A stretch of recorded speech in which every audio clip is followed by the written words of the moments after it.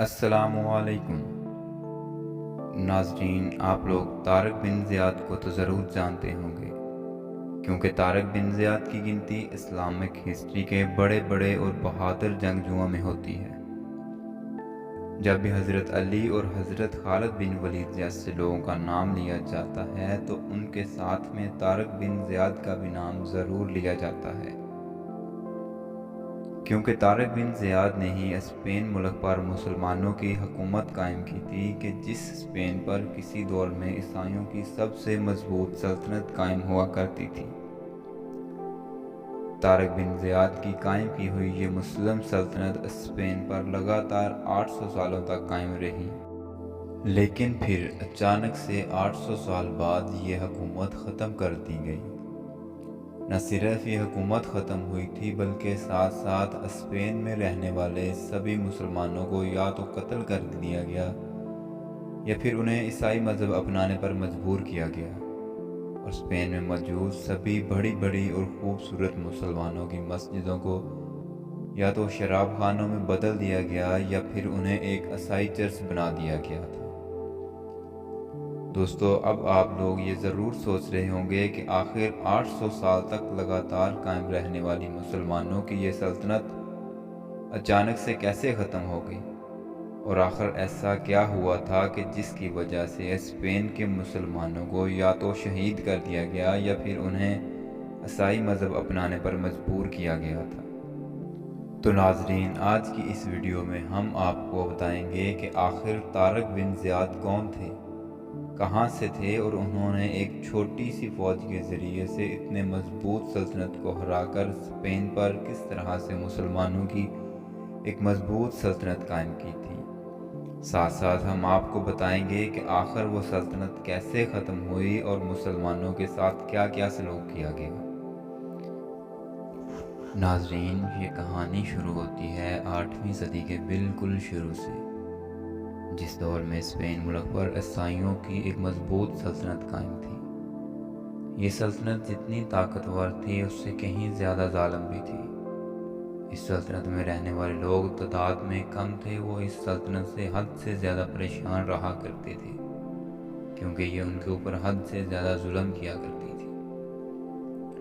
اس دور میں اس سلطنت کے حکمران کا نام روڈرنگ تھا، جو ایک ظالم اور لالچی قسم کا انسان تھا۔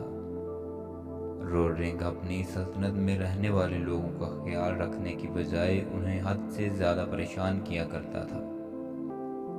اس نے اپنی سلطنت میں رہنے والے لوگوں پر حد سے زیادہ ٹیکس لگا رکھے تھے، جس کی وجہ سے اسپین کے لوگ اس سے حد سے زیادہ پریشان رہنے لگے تھے۔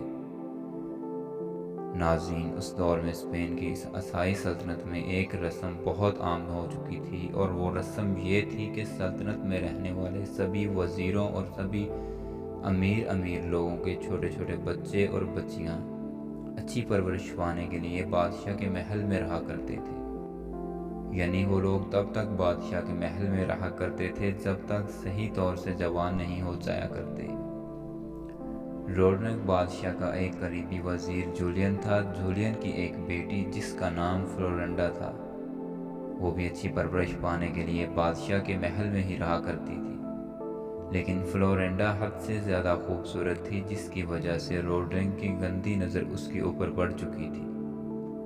ایک دن موقع پا کر روڈرنگ نے فلورنڈا کو اپنے محل میں بلایا اور اس کی عزت پر حملہ کر دیا۔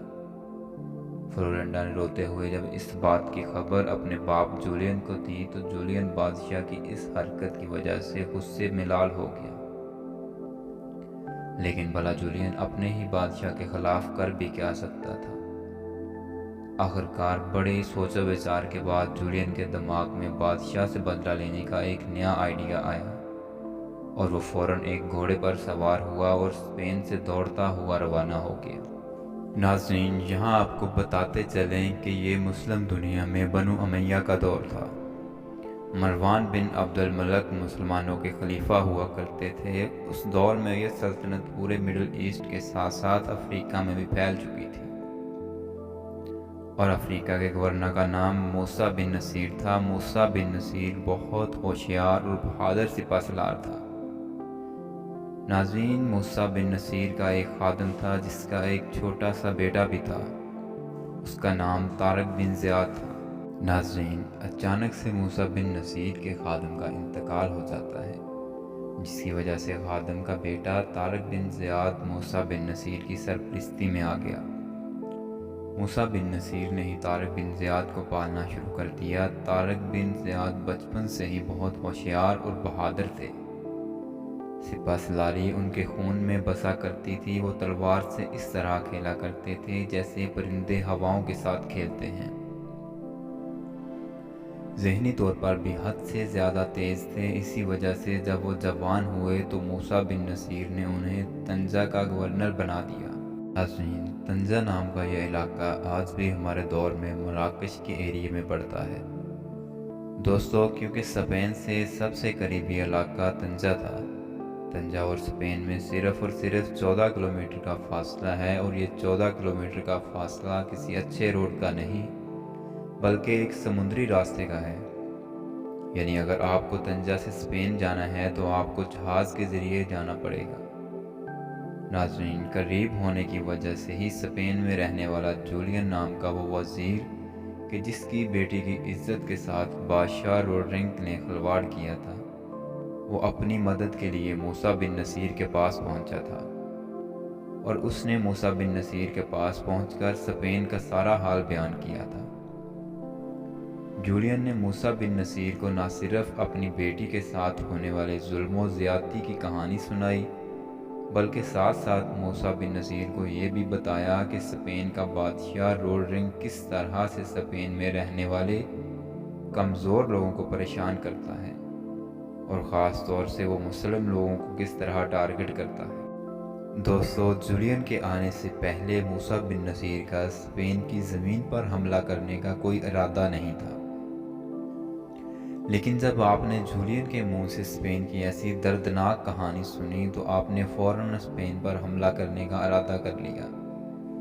لیکن آپ نے پہلے اپنے کچھ سپاہیوں کو صرف اور صرف اس لیے اسپین روانہ کیا تاکہ اس بات کی جانچ کی جا سکے کہ جولین نے جو باتیں کہی ہیں وہ سچ ہیں یا پھر جھوٹ۔ ناظرین، کچھ ہی دن کے اندر موسیٰ بن نصیر کو اپنے جاسوسوں کے ذریعے سے یہ خبر ملی کہ جولین کی اسپین کے بارے میں کہی گئی ایک ایک بات سچ ہے۔ یہ خبر سنتے ہی موسیٰ بن نصیر نے فوراً اپنی فوج اسپین بھیجنے کا ارادہ کر لیا۔ موسیٰ بن نصیر نے فوراً اپنے سب سے قابل اور بہادر سپہ سالار یعنی طارق بن زیاد کی سپہ سالاری میں 7,000 کی فوج جولین کے ساتھ اسپین کے لیے روانہ کر دی۔ طارق بن زیاد کشتیوں کے ذریعے سے سمندری راستے کو طے کرتے ہوئے اندلس یعنی اسپین میں داخل ہو گئے۔